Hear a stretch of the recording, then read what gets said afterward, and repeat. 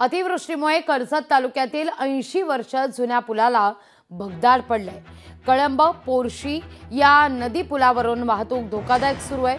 तात्पुरत्या स्वरूपात बॅरिकेडिंगच्या आधारे पुलावरून एकेरी वाहतूक सुरू आहे।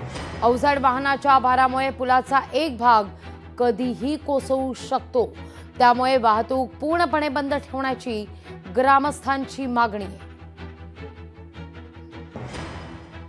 कलम नदीचा जो पूल आहे त्या पुलाला अतिशय नदीचा भाग खचलेला आहे आणि हा कर्जत मुरबाड महामार्ग अतिशय रहदारीचा असल्यामुळे तिथेशी कुठल्याही प्रकारचे पूल खचून भविष्यामध्ये कुठल्याही प्रकारचा अपघात होण्याची दाट शक्यता आहे। कर्जत मुरबाड रोड येथील कलम येथील पोसी नदीवरती मोठा भगदाड पडलेला आहे आणि सतत पडणाऱ्या पावसामुळे आणि जवळ वाहन हे कंटिन्यू जात असल्यामुळे तिथे मोठ्या प्रकारचा अपघात होऊ शकतो।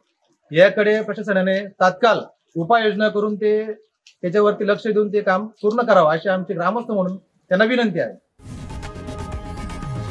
लोकशाही मराठी ऐका, पहा, जागरूक रहा।